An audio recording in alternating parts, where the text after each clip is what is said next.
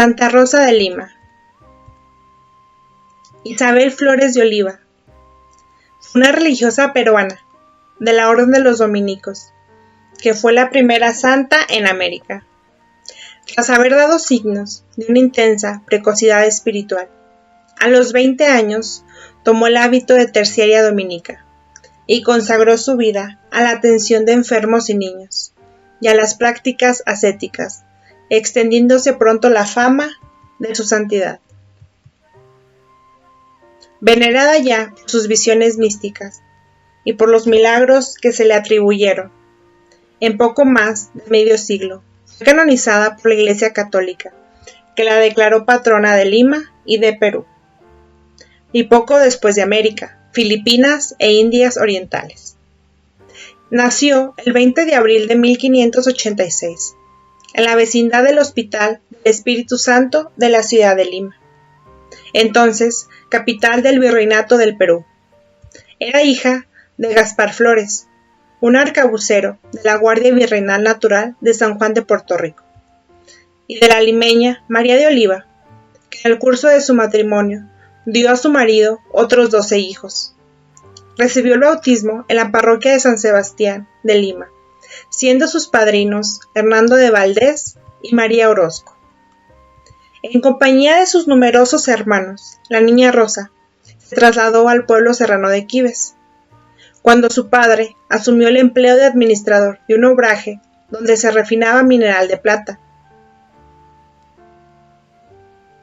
La futura santa recibió, en 1597, el sacramento de la confirmación, de manos del arzobispo de Lima, Santo Toribio Alfonso de Mogrovejo, quien efectuaba una visita pastoral en la jurisdicción.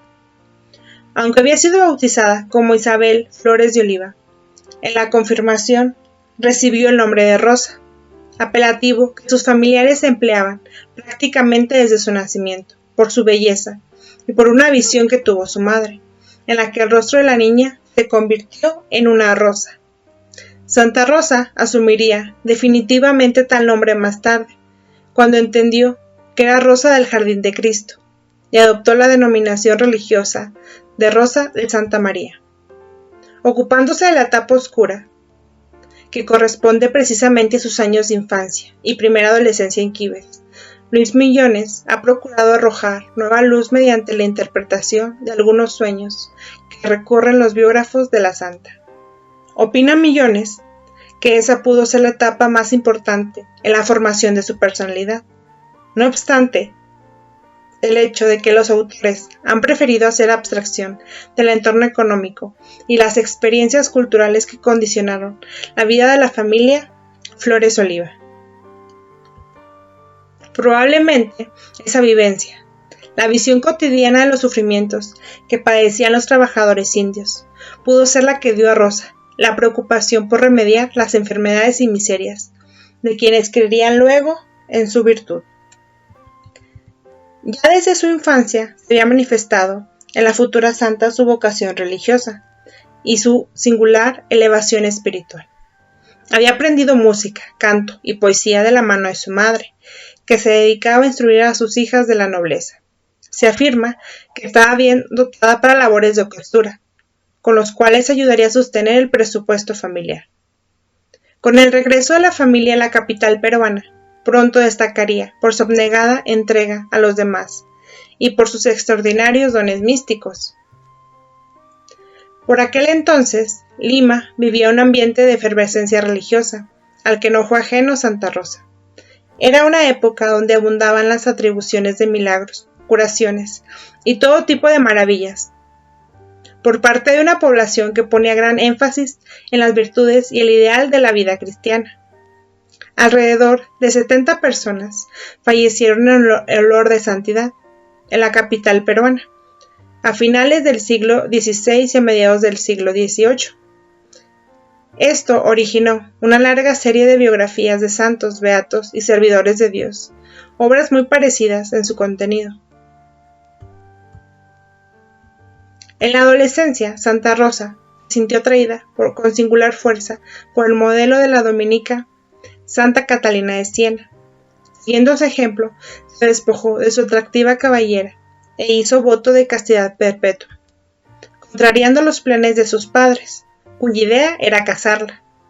Tras mucha insistencia, los padres desistieron de sus propósitos y le permitieron seguir en su vida espiritual.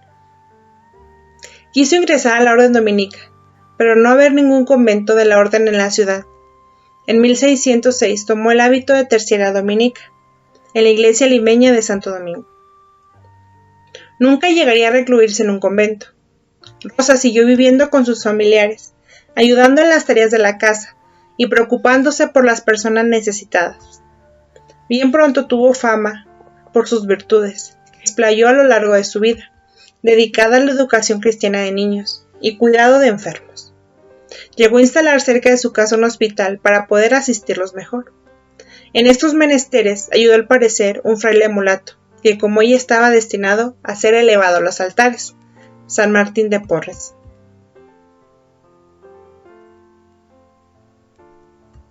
Hacia 1615, con la ayuda de su hermano favorito, Hernando Flores de Herrera, construyó una pequeña celda o ermita en el jardín de la casa de sus padres. Ahí, en un espacio de poco más de 2 metros, Santa Rosa se recogía con fruición a orar y a hacer penitencia, practicando un severísimo ascetismo, con corona de espinas bajo su velo, cabellos clavados a la pared para no quedarse dormida, hiel como bebida, y ayunos rigurosos, y disciplinas constantes. Se cuenta que sus experiencias místicas y estados de éxtasis eran muy frecuentes. Según parece, semanalmente experimentaba un éxtasis parecido al de Santa Catalina de Ricci, su coetánea y hermana de hábito. Se dice que cada jueves por la mañana se encerraba en su oratorio y no volvía en sí hasta el sábado por la mañana. Le atribuyeron asimismo varios dones, como el de la profecía. La leyenda sostiene que incluso salvó a la capital peruana de una incursión de los piratas. Santa Rosa sufrió en ese tiempo la incomprensión de familiares y amigos, padeció etapas de hondo vacío, pero todo ello fructificó una intensa experiencia espiritual, llena de éxtasis y prodigios, como la comunicación con plantas y animales, sin perder jamás la alegría de su espíritu. El 26 de marzo de 1617 se celebró en la iglesia de Santo Domingo de Lima su místico desposorio con Cristo, siendo Fray Alonso Velázquez quien puso en sus dedos el anillo simbólico en señal de unión perpetua. Con todo acierto, Rosa había predicho que su vida terminaría en la casa de su bienhechor y confidente Gonzalo de Maza, en la que residió en los últimos años. Pocos meses después de aquel místico desposorio, Santa Rosa cayó gravemente enferma y quedó afectada por una aguda hemiplegia. Doña María de Usategui, la madrileña esposa del contador, la admiraba. Antes de morir, Santa Rosa solicitó que fuese ella quien la amortajase. En torno a su lecho de agonía se hallaba el matrimonio de Mazautegui con sus 2 hijas, doña Micaela y doña Andrea, y una de sus discípulas más próximas, Luisa Daza, a quien Santa Rosa pidió que entonase una canción con acompañamiento de vihuela. La Virgen limeña entregó así su alma a Dios el 24 de agosto de 1617, en las primeras horas de la madrugada. Tenía solo 31 años. Santa Rosa de Lima ruega por nosotros.